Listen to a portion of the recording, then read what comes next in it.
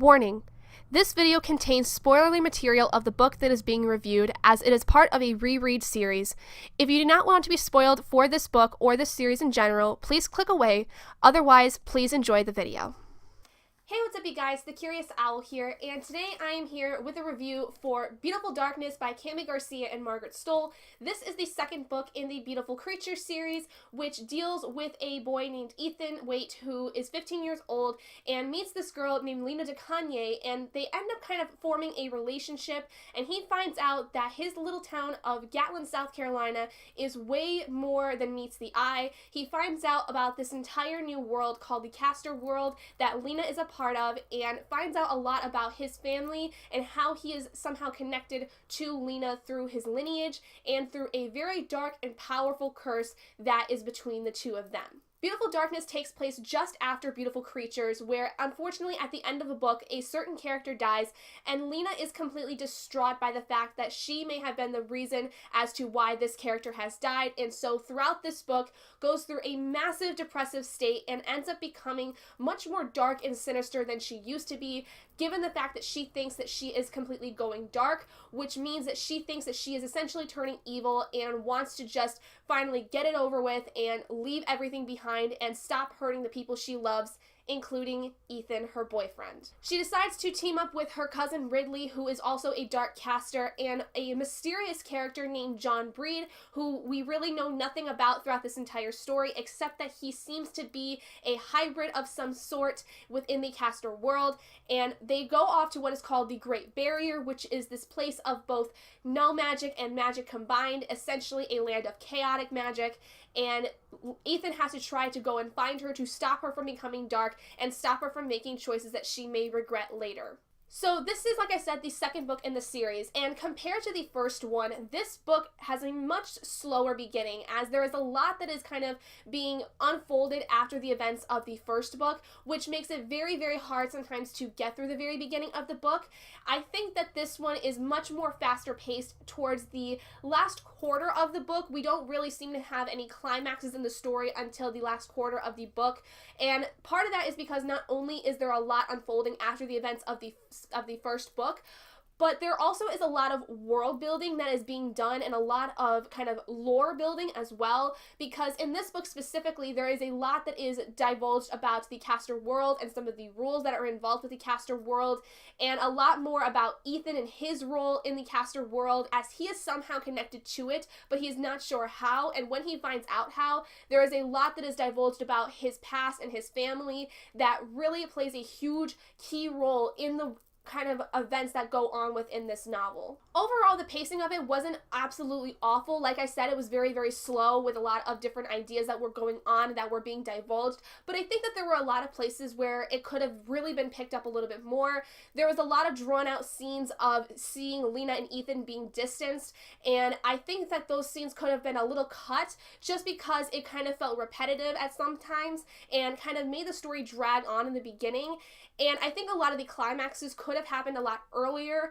because I just felt like a lot of the journeying that was going on in this story to the Great Barrier and coming against these different kind of obstacles, they were really drawn out, and I think that they could have just been a little bit more tightened up to where it didn't feel like it was going on for 10 pages, this entire one scene. Like I said, there is a lot of world and lore building within this novel, and I think that that is the biggest problem I have with this book in general, is because it is so heavy compared to the first book with all of the lore and world building and secrets being divulged. And while that's really good, and it really got kind of exemplifies how a fantasy world needs to be created, I think that it could have been done a little bit more in the first book so that the second book wasn't as heavy-handed with the lore building, and I think that because of the heavy-handedness of the lore building, it really dragged down the story a lot towards the middle of the book, because there's so much that is involved that it's kind of hard to sift through at times. So I think that a lot of the stuff that was implemented in this book could have easily have been implemented earlier in the last book, probably maybe towards the last 3/4 to the end of the book, without feeling too overwhelming at the same time. I do want to place some trigger warnings though, because there are a lot of trigger warnings in terms of grief and depression, and especially those who have lost loved ones, because at the end of the last book, there is a loved one of Lena's who ends up dying, and the depression kind of plays a huge role in Lena's character development within this novel, because she is so overwrought by grief and her blaming herself for what had happened to her loved one that it is very, very triggering, I think, to a lot of people who have also lost loved ones and who also have experienced depression and have blamed themselves for things that may have happened to this person. So I do want to place a trigger warning for that in case that you have gone through that yourself. It's not super prevalent, as we don't see Lena a lot in the story and we don't ever really get in her head per se, but it is still very prevalent that there is a huge weight that is put on in this book because of the way that Ethan describes Lena and the way she's becoming distant and the way that she becomes more and more kind of dark in her own way because of her depressive nature within this book. So because of that, we get much more of Ethan's ideas and thoughts as opposed to both Ethan and Lena together. That is not necessarily a bad thing, but I do kind of wish we would have gotten a little bit more of Lena's ideas, because I think that that would have really helped to understand why she was feeling the way she was feeling instead of just getting everything from Ethan's perspective, because he doesn't exactly know the entire story. He doesn't exactly know what all happened in the events of Beautiful Creatures at the end of it, as he was unconscious for a little bit of it, so he doesn't know the whole story. And so I wish we would have gotten a little bit more from Lena, just so that we kind of get a better perspective of the entire scenario itself. So compared to Beautiful Creatures, this story takes place over the course of about 2 months, whereas Beautiful Creatures took place over about 6 months. And I think that that is a huge, huge thing to note, because that makes the story a lot more kind of drawn out, because a lot of the story is focused on one specific day. A large chunk of the novel is focused on one particular day where all these events are happening. And so I think that that drags the story out a lot more. And so for those of you who might have a harder time getting through slower books, that is something to keep in mind, as I think that that being over the course of one day really did drag down the story a little bit, but enough to where it was noticeable and had a little bit of a problem with me. So there weren't really many plot twists within this novel particularly, but there was a lot of things that were divulged and things that were revealed in terms of the lore building and the history building within this story, in terms of kind of how Ethan is placed within this world and why he is the way he is and why he is where he is now, particularly with the revelation of things about his mother and Macon Ravenwood, who was Lena's uncle. There is a lot that is divulged about those two characters and how they are connected. Macon and Lila used to be a thing. Lila, who was Ethan's mother, used to have a relationship with Macon Ravenwood, Lena's uncle, and while it was incredibly romantic the way that the relationship was described, it still to me is very, very weird that it was possible that Ethan and Lena could have been cousins of some kind, because if Macon and Lila had not gone through what they had gone through, then the two of them would have gotten married and had kids, and it's just really strange to me it's to think about. But it's very, very different now, because obviously Lila didn't end up with Macon in this book, and she was just not happy with the whole idea of Macon being this really evil person, but she still loved him. And so it still is so weird to me to think that these two characters could have been related, but you know, things happen the way they happen, and it's just a weird coincidence that, you know, these two characters could have been together, but it still was really weird to me. So in terms of the ending of the story, I wasn't exactly unimpressed with it. I think it was a little meh for the ending of the book, but it did honestly set up a really good idea as to what the next book is going to go into. There is a spin-off novella dealing with two of the characters, Link and Ridley, that is in between the second and third book, which I will be reading and giving my own kind of spoilery review on. Moving on to the actual characters of the story. So in terms of growth, there's not a lot of growth in any of these characters, especially with Ethan. The only thing with Ethan that has really grown is his knowledge of the world, and there's a lot in terms of things that are revealed to him that don't really necessarily make him grow, but really helps him to understand kind of his connection with the entire Caster world. Lena only is super depressed in this novel, and like I said earlier, we don't get a lot in terms of her character and her perspective and how she is feeling things, but we do see a lot of her turmoil still within this story because of her depressive nature and her thinking that she is the reason to blame for her loved one's death in the end of Beautiful Creatures. And she's also super indecisive as all hell, and it really, really makes me angry because I know she knows better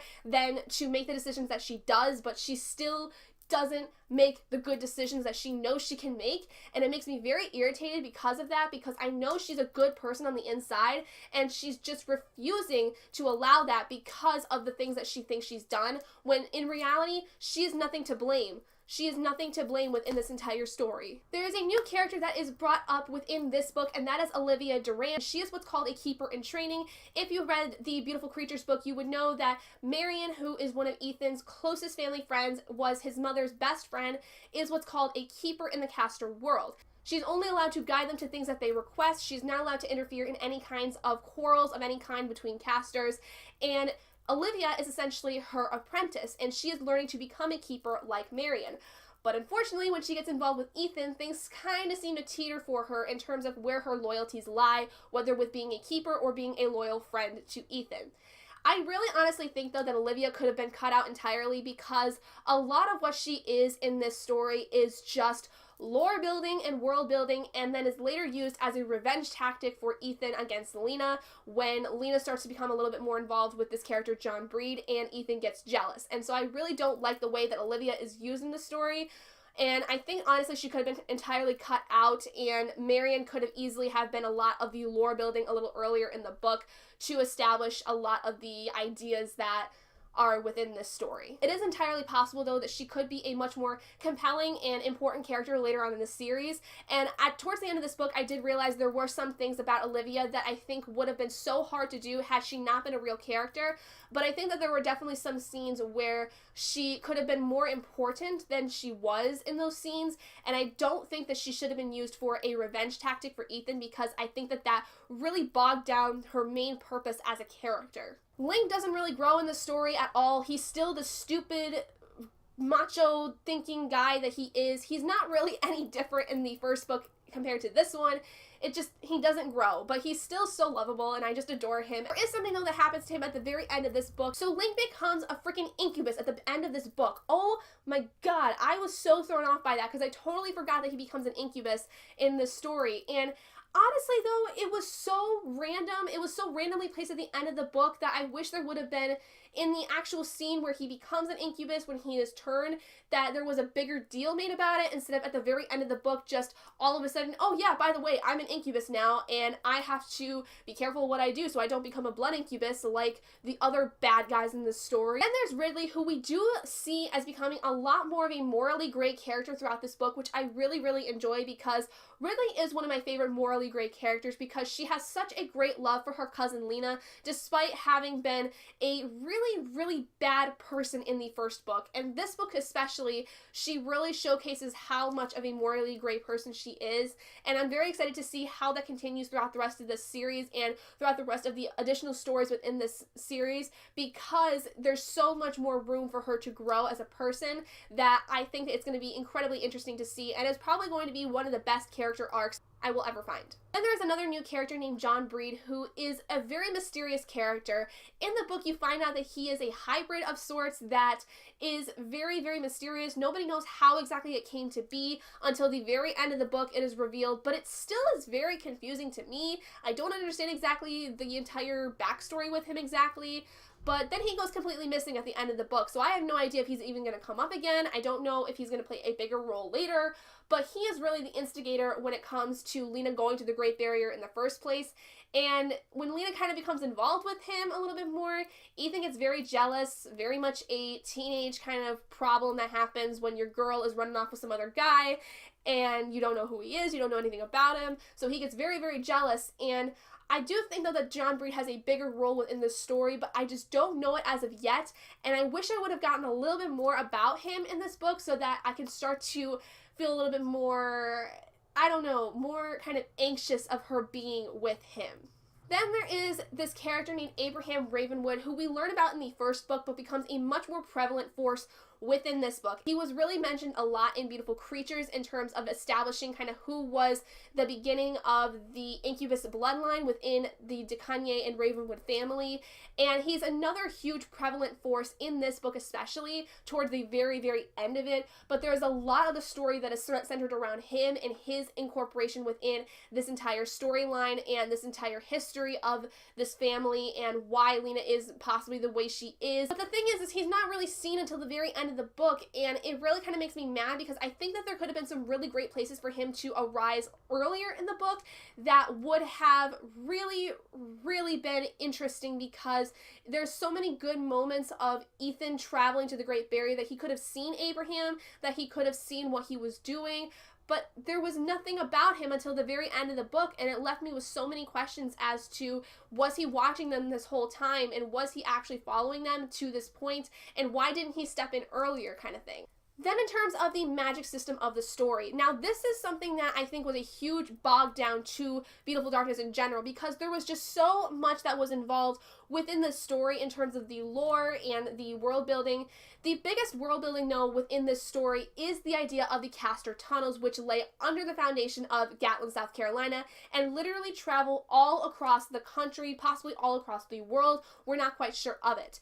And there's so much more that is learned about them and kind of where they go. There's a point where basically all time and space is completely different down in the tunnels, because it takes them a very short amount of time to get from Gatlin, South Carolina to Savannah, Georgia, when it's honestly on the real world been like a whole day. And within the tunnels, there's also a lot of dark magic. There's a lot of very chaotic magic, especially because there's also a lot of creatures and monsters that they have to come across, such as the Shears and the Vexes, which are essentially kinds of ghosts that are involved within the Castor world. And there's all kinds of different doors that lead to different areas and different kinds of dimensions and things of that nature. And it's all not very confusing exactly, but there's a lot that's involved that I think needs to be further explored with the tunnels, because there wasn't really a lot of information brought about them, but there was a lot in terms of how they work that was brought about that was very interesting. Then there is the arc light, which is a certain kind of mystical element that basically is able to trap incubuses within it. It's kind of like an incubus prison, and they don't know that they're going to be released. They don't know if there's going to be anything for them to release them, and you learn a lot about kind of the purpose of the arc light throughout the story, but you don't really know why it is in Ethan's possession until the very end of the book. Then there's the Great Barrier, which, like I said, there is this place where there's no really dark or light magic or any magic at all. It's kind of just chaotic energy that is surrounded there, and literally anything can happen there, and it's very, very dangerous to be there because literally anything could happen. But it's a place where, Lena is able to go in order to try to claim her moon so that she can decide to be either a dark or light caster, and essentially just live on her own and not hurt anyone else that she cares about, including Ethan. And basically the main thing about Ethan's growth is that he finds out he is what is called a wayward, which basically is this person who is supposed to guide people in the way that the order of things establishes. So he is supposed to follow things in a way that is determined by essentially fate, and he is supposed to help guide people or casters to their fates in order to get things rolling and kind of make the order of things more balanced. Speaking of the order of things, it is a very fragile thing within this caster world, and at the very end of the book, Lena decides to not claim herself as either a light or dark caster, which completely breaks the order of things, which leads to a huge problem that is going to be later associated in the later books. But essentially what that means is that everything is broken, everything's just destroyed. There's no sense of how things are going to happen anymore. There's nothing that is determined by fate anymore. And it's a huge, huge problem in this world, as everything is determined by fate. And I think that's a bit of a problem, but at the same time, in magic systems like this, it's very common to have things in a fate kind of way, but it's kind of already determined that Lena's going to change her fate in one way or another, and so it's kind of stupid to make it all of a sudden broken when she kind of broke it in the first book. So overall, this was a really interesting second installment of this entire series, and I really, really enjoyed it. I think, though, that there's a lot of things that could have been cut down or cut out completely because there were so many things that bogged down the story in terms of the lore and world building that could have been maybe implemented earlier in the first book. It's really, really hard to make that judgment, though, because this is the second book, and you're supposed to have books further in a series, creating more world and lore within this series, but I just think that there were so many things that could have been implemented earlier that would have really helped with keeping this a little bit more lighter paced and a little bit more quicker, but I still think that there was a lot of great things involved with this book that I really, really enjoyed. I also feel that Olivia really didn't have much of a purpose, or could have had a bigger purpose throughout some scenes in this book, because she kind of just seemed to be a revenge tactic for Ethan at one point, and then just really a lot of the stuff that she was talking about bogged down the story. So I think that there could have been a lot more times where she could have seemed more purposeful, and Link's idea of being an incubus at the very end of the book just kind of seemed plopped there for me, and I really, really think that it could have been implemented a lot earlier, and those are mostly my main problems with this book. So overall, I ended up giving this book a 4 out of 5 stars, which is very strange for me because this used to be my absolute favorite book in the entire series when I read the main 4 books in the series at first when I was a teenager. Anyway, thank you guys so much for joining me in this review of Beautiful Darkness. I know that this was a lot longer than my normal reviews, but for these rereads especially, I want to really make sure that these reviews are as clear and as developed as possible. So if you guys did enjoy this video, though, please do give it a big thumbs up, and let me know what your guys' thoughts are down in the comments below. If you've read this series, if you've read this book in particular, if you haven't already and you'd like to be, hit that button down below and subscribe to become an owlet in our flock, and I will see all of you guys in my next video. Bye, guys!